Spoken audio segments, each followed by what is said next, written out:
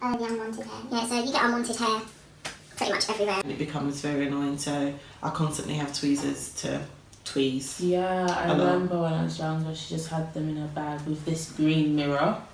I still have that green mirror, actually. Yeah. I had it since year 10. Yeah, I went to that parents. Anyway, yeah. So it's unwanted hair and stuff. It's not fun. It's not fun. They did ask me, what do people know about PCOS? I don't think PCOS is publicised or... Look, you don't publicise an illness.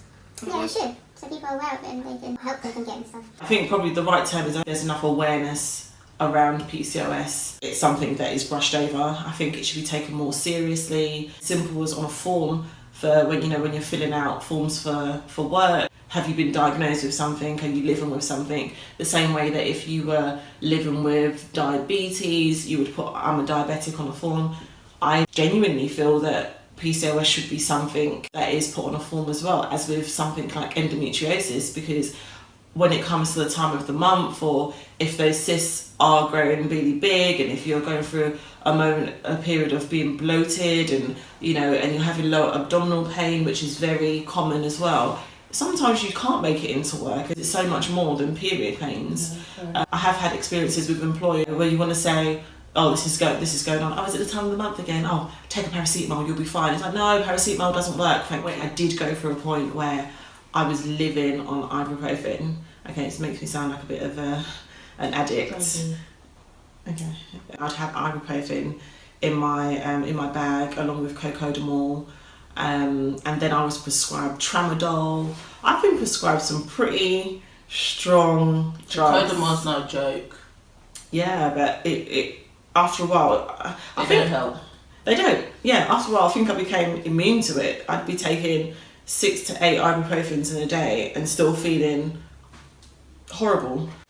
I'd be going in and out of hospital as well. I am the only person in my family who has been hospitalised so many times, it's unreal.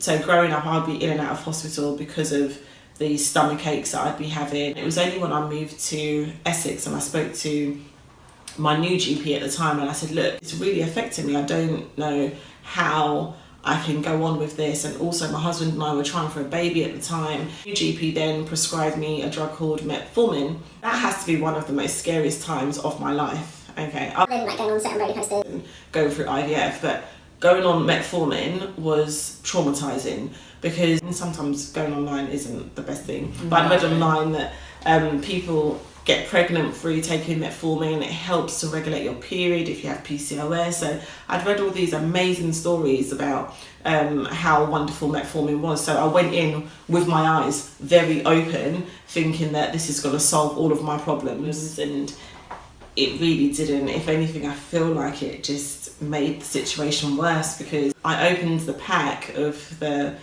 drugs and I read all the possible side effects. I think I ticked every single one of them. I ended up taking the drugs for maybe about 2-3 months, or maybe 4, I can't remember. But the headaches that I got, I literally felt like I was on a high. It was absolutely crazy. Not that I know what being on a high is like. It was just absolutely crazy, because I'm here, I'm trying to do my work, sign up mortgages, and I just felt totally out of it. I felt like how I'd normally feel if I was in hospital and they'd put me on morphine.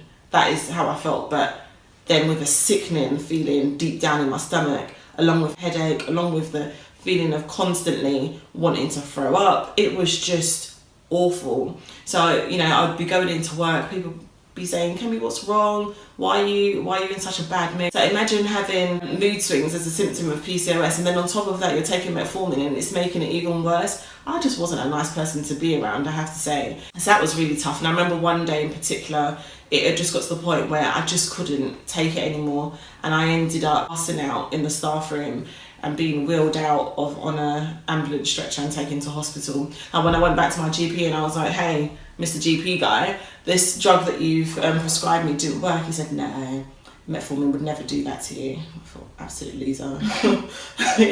That was my metformin journey. And also just a little bit of background on metformin as well. It's prescribed to a lot of people who live with diabetes because it helps to control the levels of your insulin. And as I said earlier, that if you do have PCOS, we are prone to developing type 2 diabetes just because of the level of insulin that we also have as well.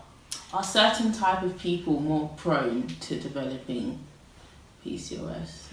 Not that I know of. I have done a lot of research and I'm constantly, buying books on PCOS. The only thing that I've ever found that was quite interesting to me was if someone in your family has PCOS, then you may likely have it also. I mean, my GP did say to me it's common within the black community, but there are loads of people from all walks of life who have PCOS, and I can't see any correlation between us other than we're all female. Yeah. That's it. I would just say, just make sure if you have any concerns or this video makes you think, hold on, that does apply to me, make sure you get checked with the GP, and even if they say no, just keep going through that process if you find that it's a continuous thing. Because although I don't have it and I know that my sister has it, they did send me for an ultrasound, but that was to do with my really bad period pains. And then during that scan, they found that, I do have a few cysts, but it's nothing serious. That because my periods are regular and I'm having the pain, it can't be that I have PCOS. What else was their excuse? That my weight does fluctuate, but it's nothing major. Maybe like I'll lose 1 kg, gain 2 kg sort of thing, but it stays in the same sort of range. So I didn't fit all of the categories or typical symptoms, but you never know when you will start to fit those symptoms. So would you say there's a particular stage in life where you are more prone to developing PCOS, or is it just whenever? I don't think so. I mean, I was diagnosed at 19, but I had been complaining to the GP since I started my period, which was 12 or 13, one of those, 12 or 13, and it took them that long, and that was only because I'd been to hospital so many times and I'd been complaining that I'm constantly having stomachache. It was only after continuously going back. But as Lade says, just take notice of what your body's doing. Something that I'm really grateful for is that my mum, from the day I started my period, had always said, track your period, write down the dates. So track your cycle. If you're supposed to be having a 28-day cycle, if it's out of 28 days, then keep a track on it for a certain amount of time, maybe say 6 months to a year, and look at the pattern. If the pattern seems irregular, go to the GP and say, look, I'm having irregular cycles, can we have a checkup? Don't let the GP fob you off with, you're young, if it will regulate itself. Mm-hmm. In most cases, it may regulate itself, but these things need to be diagnosed earlier so that you, as I said, so that you can change your lifestyle and it can be managed effectively as well. It's better to be safe than sorry, isn't it? So just to be having that reminder in your head that, I'm young, it doesn't matter. I think that's what Kemi went through, and maybe if that hadn't been the case, things could have progressed easier or so on. So people have often asked me, what advice would you give to someone who thinks they may have PCOS or is concerned about their cycles and the pain that comes with it? I'll just say keep badgering your GP. Don't let your GP fob you off with, you're young, it will regulate itself, or it's normal, or maybe you need to be a bit more active. Everyone is definitely entitled to have great healthcare. The NHS is there for a reason. I know that they are under a lot of pressure to make some cuts, but I believe that prevention is better than cure. I mean, there is no cure to PCOS anyway. The other day, but it works though. If people are aware that they do have PCOS and they can change, their lifestyle habits, changing the way that you eat, the way that you exercise, the type of drinks that you drink, I think we'd be a lot stronger and confident in living with PCOS and being able to manage it. And especially with all the information that's out there as well, start researching, start looking at what works for you, because one person's lifestyle may not be yours, so it may be that you have to try out different things. I also find that sometimes I can go to the gym and just exercise and I can eat whatever I want and I'm still losing weight and I still feel a little bit healthy, even though I know I need to cut out on some things. But everyone's body's different, so GPs do work on stats, but you may not fit into that stat. So go put pressure on them, ask them to refer you for an ultrasound. You are entitled to it, despite what they say. Just keep pushing them for it. I don't think that because I have this now, my life will be so much harder. It's not necessarily the case, or from what I've observed from you anyway. So as soon as you start having more awareness from videos such as this and just doing your own research, that's how you can live a better lifestyle and just be more confident with accepting it and knowing what to do. And it's less of a burden when you know what to do and how to deal with something. So be encouraged, be expectant. Yeah. What Lade said, I totally agree. You can be that change. As I said, there is no cure, but you can definitely be that change. Don't be a hindrance by not eating right and not getting yourself checked out and not paying attention to the symptoms. Just be alert, and as you said, be encouraged and be expectant. If you do have any questions, feel free to drop me a line, but there are so many organisations out there such as Verity PCOS and PCOS.org.uk. There's Fertility Network UK for those who have PCOS and are trying for a baby. But by all means, check out my blog at 9 Months and Waiting and my Instagram page at KemiChems.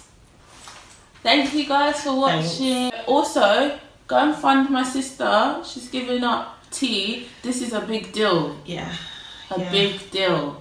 Like, it's serious, guys. You don't know. Yeah. No tea for 31 days. In October, and it's all to raise money for Fertility Network UK, who do absolutely amazing work to help and support people who have gone through things like miscarriages and who are trying to be parents. So I'm giving up tea for 31 days. It's going to be a real struggle, but it's National Infertility Awareness Week during October as well, so it all ties in.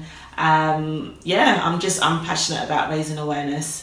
GoFundMe, I don't know how it works, but she'll put the details there for you to go to my GoFundMe page. The details are on my blog and on my Instagram page also. Yeah, so there you can just read more about fertility, and when we're speaking about that, if guys decided to watch this all the way through, then we're talking about IVF and sort of treatments like that, so we can have kids, beautiful children, like my nephew.